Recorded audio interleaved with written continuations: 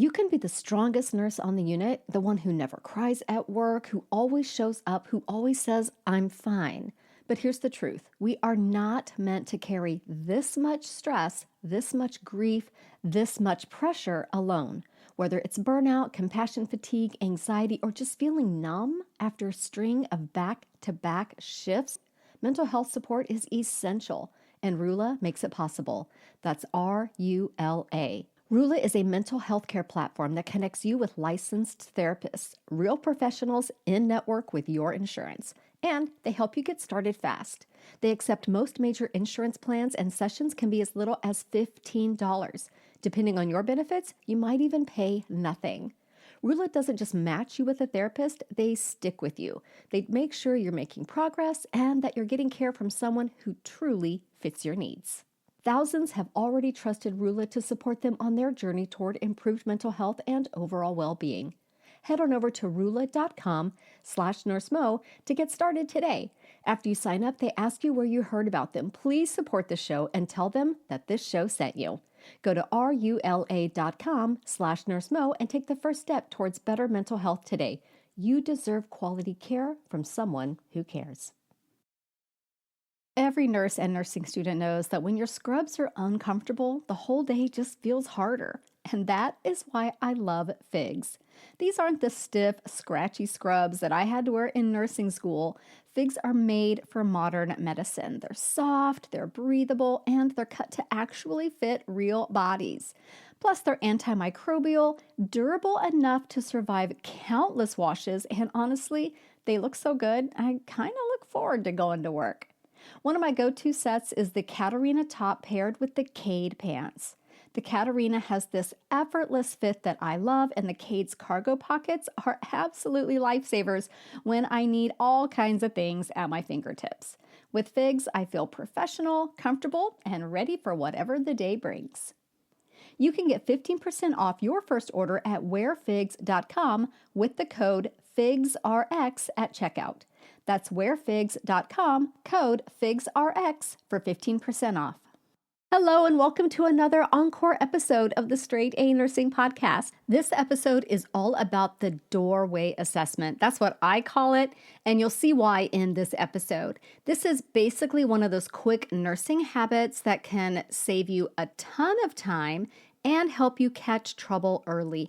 And I have to say, help decrease your nervousness or anxiety about your patient because you are actively assessing them all the time.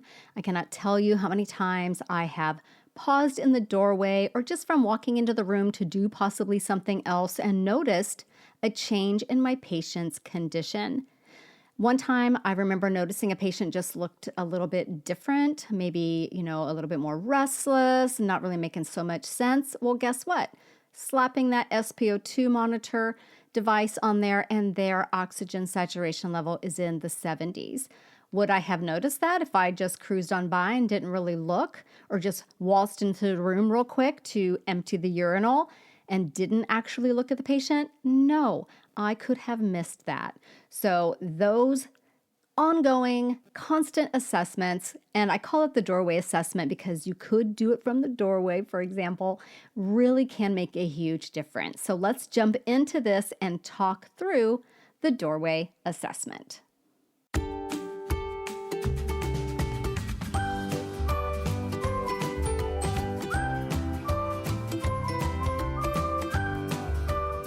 Well, hello there, and if this is your first time here, I am so glad you're joining me on this podcast today.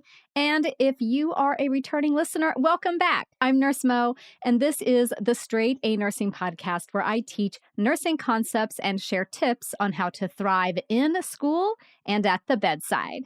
So today we're going to be talking about assessment. I've been doing a lot of kind of in-depth assessment episodes lately. I did one on cardiovascular assessment, or rather, I did a cardiac assessment. I did a vascular assessment. I've done neuro. I've done respiratory. And now I'm going to talk about something that I call the doorway assessment. And no, it has nothing to do with looking at the doors. Now, before we get into that, though, let's take a quick minute for a listener shout out. And this one goes goes out to Anne. And Anne says this: I started listening to the Straight A Nursing podcast when I was enrolled in prerequisites. It was great to have a head start into the program after completing Crucial Concepts Bootcamp. I'm now in my third semester, and I love listening to a relevant podcast on the way to morning clinicals. It's always a calming feeling to hear Nurse Mo explain a topic and helps me feel more prepared. I just bought my second planner, and it is definitely a must for any nursing student. Thank you, Nurse Mo, for all your amazing resources. So thank you, Anne. I'm so glad that you listen to the podcast on your way to clinicals and that it helps you feel confident, a little bit more calm, and ready for whatever the day may bring. So Anne also mentioned Crucial Concepts Bootcamp and my planner for nursing students. I will put a link to both of those in the episode notes, or you can just go to my website and you can easily find information about them there. Okay, so let's talk about the doorway assessment, as I call it.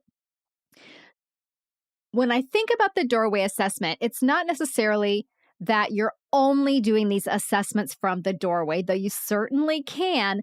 It's more of a mindset, a framework for how you go about your shift, go about the flow of the things you do, where you work assessment into every single patient interaction. Okay. And when I worked in the ICU, we had big glass doors. So you literally could stand at the doorway and assess a ton of things on your patient just from looking and observing. So that's why I call it the doorway assessment. You can also do this when you pop into the room to deliver a warm blanket, or you're going in to answer a call light, or you're going into the room to deliver a PRN medication. Basically, you're assessing your patient constantly, not just when you do your head to toe in the morning and your vital signs later in the day, or your focused assessments later in the day. It's all the time. It's constantly happening. It's running in the background of everything else that you're doing throughout your shift. So I call it the doorway assessment. You might want to call it something else, but it's just that constant, continuous assessment of your patient. Think of it as the act of intentionally observing your patient with every interaction. It's essentially a way of thinking and approaching your practice that puts noticing front and center. After all, one of your main jobs as the nurse is to catch changes in patient condition. And you can't do that unless you notice the changes. And you can't notice the changes unless you're observing the patient. So I will say that these assessments are 100% not intended to replace your head to toe, which you are still doing, right? Hopefully, every start of your shift, you're doing a full head to toe on your patient. And it doesn't replace your focused assessments. This is, again, a way to work assessment into your routine. So that's just always there. And this way, it will help you clue in to changes in patient condition. If you notice something has changed, or as you're looking at your patient, observing them, and something's not as expected, that's your signal to pop in there and do a more thorough assessment, and then possibly notify the MD depending on what you find. So what are some things that you can include in your doorway assessment? So a key one is level of consciousness. Just observe the patient. Are they awake? Are they asleep? There's data in that, right? Are they rousable to voice? Say their name. Hey, Bob, I brought your blanket. If Bob doesn't budge or open his eyes or move, then I would go and assess further. I might touch him on the shoulder and say it again. Hey, Bob, I brought your warm blanket that you asked for, to see if he rouses. If he doesn't, I'm going to get a little bit more persistent with trying to wake up Bob. Maybe he's hypercapnic and needs BiPAP, right? I'm not just going to ignore that because it's not what I expected to see. Does the patient seem restless or agitated? Which, if they have been restless and agitated, great. Okay, they're still restless and agitated. Hopefully that gets better. But if this is new, that could be a sign of hypoxia. That could be a sign of onset acute delirium. It could be all kinds of things and requires further assessment. any change in the patient's level of consciousness means that you got to go in and do a more thorough evaluation. So, with that, we're also looking to see how oriented they are. Ask a question. Do they answer appropriately? Now, I know with your head to toe, you're saying, tell me your name, tell me your birthday, do you know where you are, do you know what day it is, etc. I'm not saying you're asking them to do that every time you go into the room, but ask a question. See if they answer appropriately. Hey, what are you watching on the TV? And if the TV is showing a football game and they say that they're watching Murder, She Wrote, well, clearly they're confused, right? So just see if they answer questions appropriately, or do they even answer at all? Do they seem oriented to their situation? A patient who is asking you, what the heck are you doing here at the post office with me, is confused. And yes, patients can think they are all kinds of places that are not the hospital when they're suffering from acute delirium. Is the patient following commands? Like those kinds of things can help you determine what their orientation is and if things are going as planned in that department. Any change, again, requires further assessment. So while you're at it and you're listening to them speak, how is their speech? Is it slurred now and it wasn't earlier? Are they saying nonsensical words in their sentences? Are they having trouble finding the right words? These could be signs of really big problems like acute stroke or acute delirium and definitely require immediate intervention. Another great and easy doorway assessment thing to look at is, are they moving their body in the way that you expect them to move their body? Now, this does not replace your neuro assessment at all, but if you peek your head in the room and the patient's up walking around with no clear signs of any kind of deficit, then they're probably moving everything okay, right? So you're probably good to go there. If you peek your head in the room, the patient had been sitting in the chair when you left them 20 minutes ago, you're back now and they're slumped over to the side. Well, I'm going to go investigate that. Did they just fall asleep in the chair? Or did they have a stroke and now they're slumped over to the side because they had a stroke? I'm going to investigate anything that's not what I expect it to be. If I go in and I'm asking the patient, can you lift your left arm so I can assess your blood pressure, get this blood pressure cuff on, and they don't lift their left arm, that's a problem, right? So are they moving their body in the way that you expect them to be, making purposeful movement? And then safety. Safety is a big one. I want you to always be thinking about patient safety and get into the habit of just doing a quick safety scan every time you're in the room. I like to kind of look around when I get in there and then I look around again before I go. So the types of things that you might be looking for are, is the bed in that low position like it's supposed to be? Now, in the ICU, we don't necessarily keep the beds in that low position. We keep the bed at a height more comfortable for the nurse because the patient requires so much intervention, and a lot of times they're sedated, they're not getting out of bed, or they're too sick to get out of bed. But for the most part, on the floor, bed low, bed locked. Okay, that's universal for everywhere. And are the side rails up or down as appropriate? So this will depend on the patient's level of care in the critical care environment. 4 side rails up was not considered a restraint, but on the floor, it is, unless that is to keep the patient from falling out of bed. That's what the Joint Commission website said the last time I checked very recently. So make sure you understand what is considered a restraint in your facility or by the Joint Commission as far as it pertains to side rails, and that they're appropriate for your patient.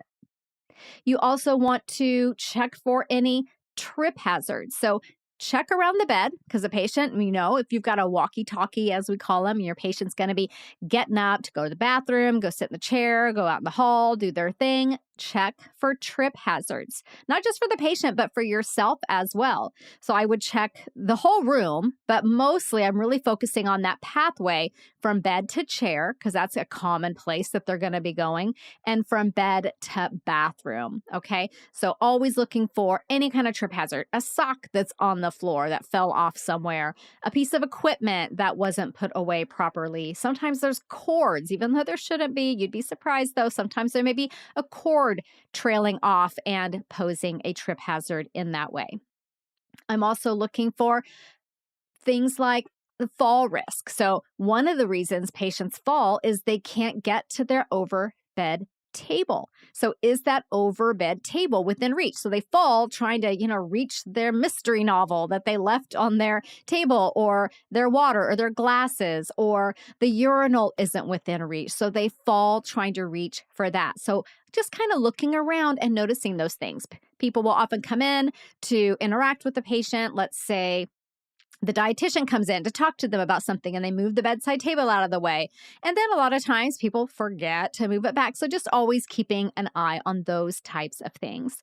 You also want to make sure the call light is within reach. Always, before you leave the room, make sure the call light is there. How many times do you go into a room and it has fallen on the floor next to the bed or in between the rail and the mattress, and the patient's like, I don't know where that dang thing is. I'm losing it all the time. Well, here it is. There you go. Push the button if you need anything, and I'll be back to check on you in about 45 minutes or whatever it is. So call light within reach, very, very important. You want the patient to call for help before they get up if they're not completely independent with their movement. And if the patient, you peek in, you do your doorway assessment, and they're trying to climb out of bed, they got one leg over a side rail, they've pulling on their oxygen tubing, their IV's about to come out. Okay, that's a safety issue, right? You're obviously going to run in and address that immediately. I'll be honest, there have been times at the bedside where I second-guessed what I was hearing through my stethoscope. Was that really a murmur? Was I missing something important in all this background noise?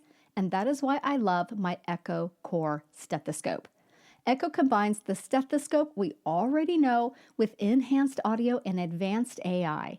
It amplifies heart and lung sounds up to 40 times louder and cancels out distracting noise. So even in a noisy hospital environment, I can hear with precision. And since ECHO users are shown to be twice as likely to detect heart disease, it honestly feels like having a cardiology consult right in my pocket. I trust ECHO so much that I worked with their team to create a special offer just for my listeners. Right now, you can get up to $50 off, plus a free customizable chest piece cover at echohealth.com/nursemo. Your purchase may be HSA and FSA eligible and may qualify for CE reimbursement. Plus, ECHO guarantees you'll detect heart and lung conditions more confidently. If you don't, return it for a full refund. Go to echohealth.com/nursemo for up to $50 off plus a free chest piece cover. That's echohealth.com/nursemo. When it comes to what your family eats and drinks, you know your choices matter. You're the expert because you know what fits your life. And getting it right starts with good information. That's why America's beverage companies are sharing more information about our ingredients at goodtoknowfacts.org. No spin, no judgments, just the facts straight from the experts for more than 140 beverage ingredients. Visit goodtoknowfacts.org. Okay, another thing to be on the lookout for as you're interacting, as you're looking in on the patient, observing them in all ways and at all times, is the patient at risk for respiratory compromise. Are they having any kind of respiratory distress that you can note? So again, this is not going to replace your respiratory assessment, but it doesn't mean you have to get out your stethoscope every time you're in the room and count their breaths every time you're in the room, but you can get a lot of information about their respiratory status from observing them. Are they speaking in full sentences? Typically, this means the patient is probably doing okay. They don't have any tachypnea. They don't have any really slow breathing. If you walk into your patient's room and they're asleep and you can't really see much chest rise and it seems like the breaths are really slow, they may be having a respiratory issue. Maybe they're over sedated, something like that. A patient who's doing okay is not going to have accessory muscle use. They're not going to be sitting in that tripod position that a lot of times patients with asthma or COPD will sit in to try to get more breath. They won't be doing pursed lip breathing. They won't have any stridor or any abnormal sounds. And I can tell you, you can hear some abnormal breath sounds from a few feet away when they're really, really bad. Sometimes you can hear wheezing when it's really pronounced without having to get out your stethoscope. So if you're not hearing those things, doesn't mean they don't have adventitious breath sounds, because again, you would have to listen for some of those with your stethoscope. But some of them, again, like stridor, super obvious. If the patient's on a monitored unit, then their SpO2 is normal. You can just glance up there and see it. Look at them. They don't look like they're in any distress. They're chatting on the phone with their husband. Chances are, respiratory-wise, they're doing okay right now. But if your patient's pausing every 3 breaths to try to tell you that they would like some more ice chips, then they're having respiratory difficulty because they're having to pause so often to take a breath. If they're breathing really fast, you can notice that. If they're gasping, you notice that. Anytime you see signs of respiratory distress, respiratory difficulty, the patient's looking like they're working a little hard to breathe, I want you to go in and do a more thorough respiratory assessment. And then pain, though technically, the patient's pain is going to be a much more cooperative assessment. And many times you ask them their pain level, they tell you their pain level. You can observe for signs of pain. So nonverbal indicators of pain, such as writhing in bed, grimacing, guarding, things like that, moaning, okay, crying out, whatever it might be. So just peeking in if they look pretty comfortable, if your patient's sitting up in the chair, watching Wheel of Fortune, having their lunch, chatting with their family member, they could still have some pain, but at that point, it's probably pretty tolerable based on their nonverbal pain signs. And if it's time to assess their pain, then of course you would go in and say, "Hi there, Bob. What's your pain level? You look pretty comfortable. Where are you on that 0 to 10 scale, etc." But in between and intermittently, you can catch up or catch note of the patient having a response that is showing more pain, or maybe you gave some fentanyl a little bit ago, and now you're coming back to see how they're doing, and they're no longer writhing around or restless, and they're calmly playing a game on their phone or whatever it is. So you can get some cues about pain by observing your patient. And then a couple more here. We have skin signs. So as you're looking at your patient, you're making note that they don't have anything like pallor or that paleness, duskiness, jaundice that's unexpected, though. I would say if a patient's going to have jaundice, you'd probably already kind of know that they have something going on to cause that. It's not like it comes on super, super quickly. Cyanosis would be another one. Those obvious skin signs. Is the patient suddenly diaphoretic and they weren't before? Hello, I need to go check this out. This person could be having something like a cardiac event or even just severe, severe pain. And then mottling, which is a very, very poor skin sign. You definitely don't want to be seeing that. That's a sign that the patient is in shock. And then the last one on this doorway assessment list is urine output. If the patient has a Foley catheter, I like to put the Foley catheter on the side of the bed where I can see it from the doorway or from just coming into the room without having to walk all the way around to the other side, because I want to keep an eye on their urine output. If they've got a Foley catheter, there's a reason. And the reason is we need to keep an eye on their urine output. So I'm eyeballing it for quantity and for characteristics. Is it suddenly bloody? Is it suddenly cloudy? Is it really, really dark? These are things that are going to make me do further assessment. Now, a lot of times the patient will be using a urinal. So I'm keeping an eye on that as well. If it's sitting there on the bedside table or flung over the side rail of the bed and all that's in it is like 20 mils of really dark urine, am I going to let that go or am I going to assess further? We're going to assess further. So all of these things, you're doing all these kinds of assessments whenever you're interacting with your patient. And maybe assessment is too heavy of a word, but it is an assessment. It's like an observation of the patient. It's kind of an informal assessment. Definitely none of this takes place of your head to toe. None of this takes the place of checking all your vital signs. None of this takes the place of doing a neuro assessment if that is warranted, etc. So those things, again, were things like level of consciousness and the patient's orientation, if they're confused or if they're with the program, their speech, and if they're moving everything purposefully or in the way that you expect them to be moving. Safety, a really, really huge factor. Respiratory issues, you want to catch respiratory issues before they get out of control because patients can deteriorate quickly. You can observe for nonverbal indicators of pain, check their skin signs, and keep an eyeball on their urine output.